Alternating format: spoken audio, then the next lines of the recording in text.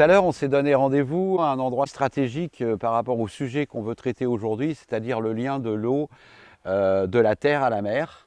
Et du coup, on s'est rencontrés entre Surgères et Rochefort, dans une zone d'anciens marais doux qui ont été drainés avec des grandes cultures céréalières. Donc le tournesol, faut pas se leurrer, c'est des VRTH parce qu'il n'y a pas beaucoup de mauvaises herbes entre les pieds de tournesol.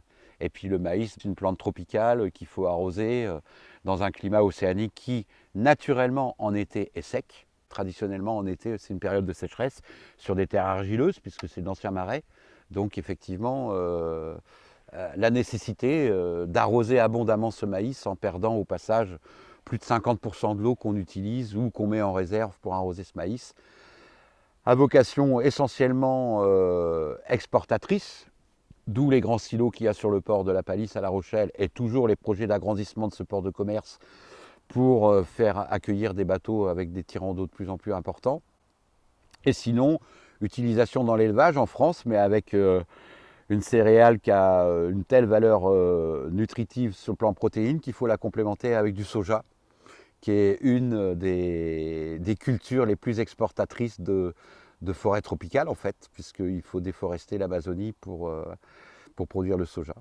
Donc voilà, on est dans un modèle agricole qui marche complètement la tête à l'envers, en tous les cas dans le cadre du dérèglement climatique, et qui ne tiendrait pas la route s'il n'était pas largement, très largement subventionné au niveau de la culture et au niveau des équipements d'irrigation par les multiples aides PAC et compagnie.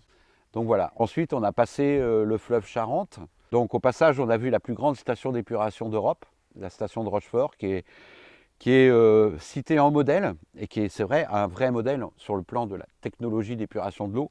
Sauf que, comme on le voit sur les images, elle est située allez, à même pas 50 mètres du lit de la Charente, et qu'à Xintia, par exemple, une des multiples tempêtes centenales que j'ai traversées, j'en ai traversé 3, mais enfin quand même c'est déjà pas mal. Dans une vie humaine, 3 tempêtes qui devaient venir que tous les 100 ans, c'est pas mal.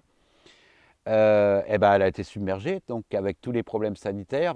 Juste pour vous donner une idée, la coquille Saint-Jacques en Charente-Maritime a été fermée pendant plus de 2 ans et demi suite à Xintia, à cause donc d'un phytoplancton toxique que les coquillages absorbent et qui a une incidence. Alors celui-là, il attaquait directement le système nerveux des humains, donc problème un peu grave quand même. Et puis on a abouti donc dans le marais doux, le vrai marais doux, tel qu'il aurait dû être sur le tronçon entre Surgères et Rochefort. Là, on est sur le marais de Brouage, qui est le début du golfe de Saintonge. Donc, c'est d'abord des zones de polder, donc on fait des digues pour empêcher la mer de remonter. Et puis, on met en herbage, en fait, les terres une fois qu'elles ont été délavées du sel, etc. Et puis, donc, c'est exactement la physionomie qu'on voit là du marais de Brouage.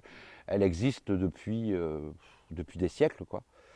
Et alors la problématique, c'est que ce marais, si on ne l'entretient pas, le réseau hydraulique qui gère l'eau, en fait, va disparaître. Donc il faut y maintenir une activité humaine, ne serait-ce que pour maintenir le réseau hydraulique en état. Et pour le coup, dans le marais de Brouage, ça a été l'occasion de redévelopper un petit peu une race bovine qui était en perte de vitesse, la maraîchine, et qui est vraiment une race totalement adaptée aux terres de marais. Voilà, et puis donc au loin, on aperçoit les remparts de Brouage, qui est à 7 km de la mer. Donc il faut imaginer qu'à l'horizon, c'est le bassin de Marais-Oléron, en fait. Et entre les deux, il y a encore le marais salé. Donc en fait, l'étape d'avant le marais doux, si la mer continue à reculer, alors qu'en ce moment, elle est en train d'avancer plutôt. Et c'est là que donc on a fait les productions de sel, qui redémarrent chez nous pas mal. Hein. Sur l'île d'Oléron, on installe une vingtaine de sauniers là, en quelques années. Et puis surtout l'affinage des huîtres, qui a remplacé en fait la production du sel. Affinage des huîtres, production de crevettes de marais aussi, c'est une production assez nouvelle mais intéressante dans le marais, qui s'associe bien avec l'affinage des huîtres en marais. Et puis après, on arrive à l'estran et à la mer avec toute la conchiliculture et la pêche.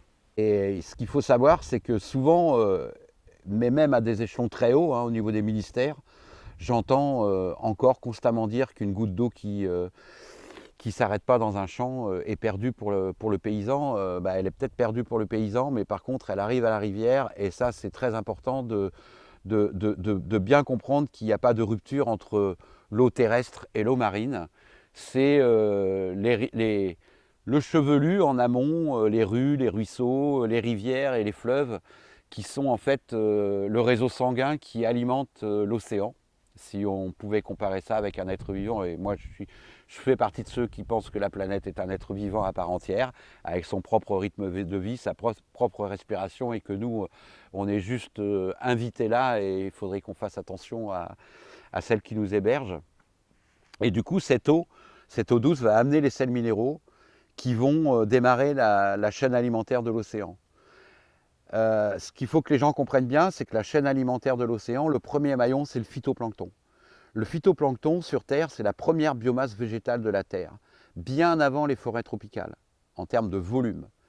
Son rôle est essentiel à tout point de vue, et moi je fais partie d'une association qui milite pour que le phytoplancton soit classé au patrimoine mondial de l'UNESCO. Ça n'existe pas aujourd'hui un être vivant classé au patrimoine de l'UNESCO, mais ce qu'il faut savoir, c'est que sans phytoplancton, il n'y a pas de vie sur Terre. Depuis grosso modo les années 50, des études américaines montrent qu'on aurait perdu à peu près 50% de la biomasse de phytoplancton sur la planète.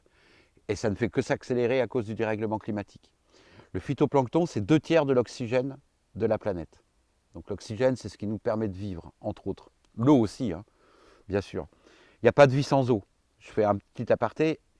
Quand on parle de l'eau, on parle de l'élément essentiel à la vie. Ça, c'est primordial à savoir. Nous, êtres humains, qu'est-ce qu'on est? On est juste une goutte d'eau. On est composé à 75% d'eau. Et donc, qu'on perd en urinant, qu'on perd en transpirant. Et donc, tous les jours, il faut qu'on reconstitue notre volume d'eau interne. En plus, originalité, on est une goutte d'eau de mer, quasiment, puisque l'intérieur du corps humain a quasiment la même composition que l'eau de mer. C'est intéressant aussi de replacer ça dans un contexte global de la vie sur Terre. Et donc, en fait, toute notre alimentation, qu'elle soit sous forme liquide, sous forme végétale, les fruits et légumes, ou sous forme de viande, c'est pour assimiler de l'eau. Donc on parle bien d'un élément capital à la vie sur Terre.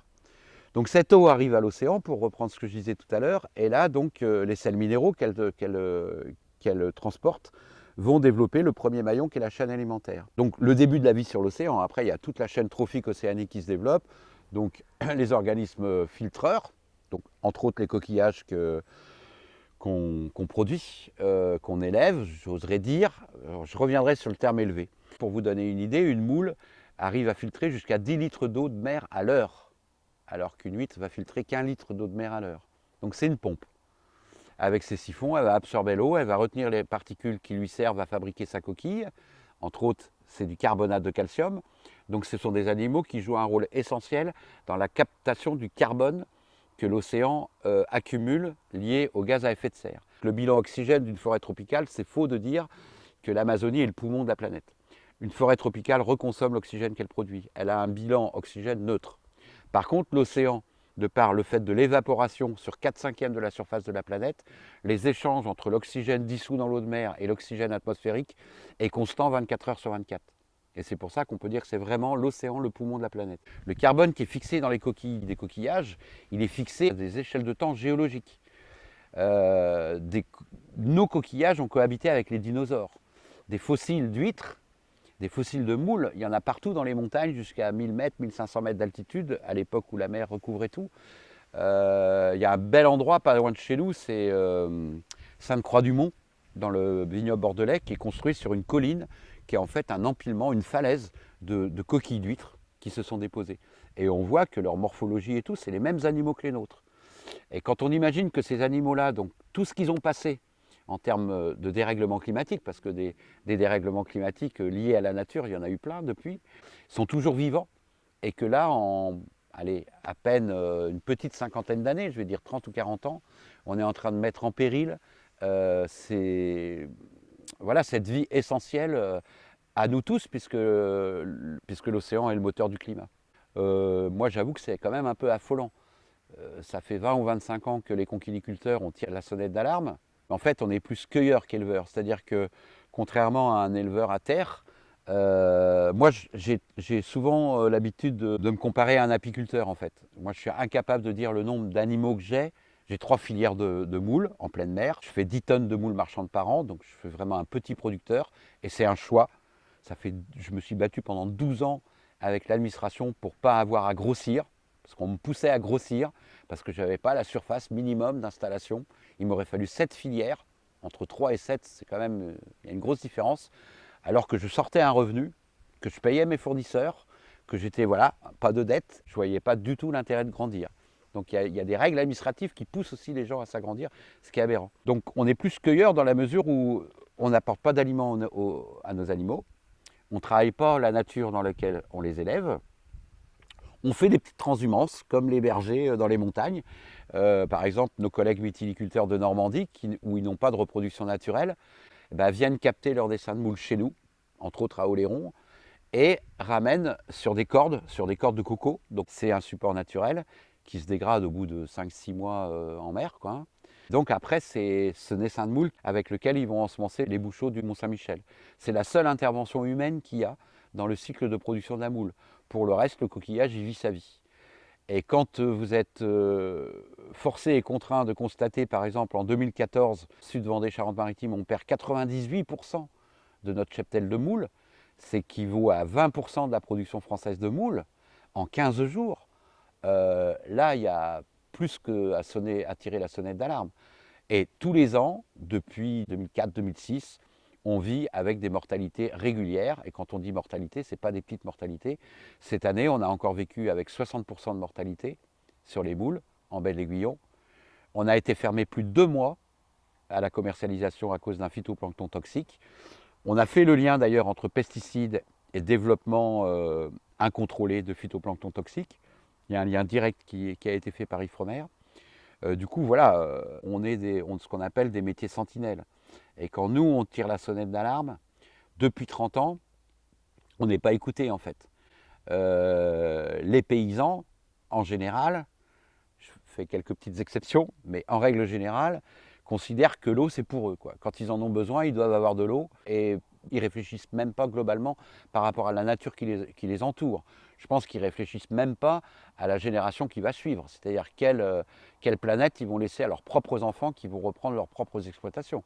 Parce qu'à l'allure où vont les choses, là, cette année qui est une année relativement pluvieuse quand même, bon, il y a eu ce petit épisode de canicule, mais on a quand même eu pas mal de pluie à l'automne et à l'hiver. On a même entendu nos irrigants dire, vous voyez bien, cette année, il a plu l'équivalent de 10 ans d'irrigation, je l'ai entendu cette phrase-là. Donc du coup, pourquoi on ne pourrait pas la stocker? Ouais, 10 ans d'irrigation, ok, on est quand même à 200 km de rivière à sec en Charente-Maritime aujourd'hui.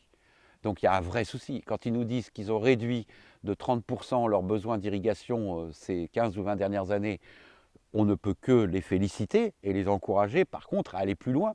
Parce que même en réduisant de 30%, l'année dernière, il y avait sur l'ensemble des 4 départements du Poitou-Charentes 2500 km de rivière à sec. Et on voit que les sécheresses se généralisent. Je ne sais plus à combien on en est là, à l'heure actuelle, mais je crois que c'est 57 ou enfin une soixantaine de départements qui sont en vigilance rouge sécheresse, et notamment dans le Grand Est, quoi. Donc on est vraiment sur un problème qui s'aggrave. Et la quantité, c'est une chose, mais après, il faut la régularité de cette eau-là. Nous, s'il arrive des grosses quantités d'eau d'un seul coup en mer, c'est catastrophique pour nos coquillages. Moi, j'ai le témoignage de paysans de la mer, de mytiliculteurs en baie de l'Aiguillon, qui me disent avoir vu au milieu de leur bouchot, donc en pleine mer, des lentilles d'eau. Ça cause quand même, tu vois, par rapport à la marée, au courant de marée, etc., les lentilles d'eau qui arrivent jusqu'aux ailes de bouchot, ça veut dire que de l'autre côté, dans le marais, ils ont ouvert les vannes en grand. Ils ont ouvert les vannes en grand pour pouvoir rentrer en tracteur dans des terres qui sont inondées tout l'hiver. Et après, ils vont stocker de l'eau dans des réserves pour pouvoir arroser l'été ces mêmes terres qui étaient noyées sous l'eau un mois avant. Enfin, on est dans un délire total. Et ça ne peut pas continuer. Moi, je pense qu'il faut que les gens arrêtent de raisonner à l'échelle de leur carrière professionnelle, en égoïste, de ne pas voir plus loin que le bout de leur nez, et de considérer qu'ils mettent en péril, par leur pratique, des familles entières.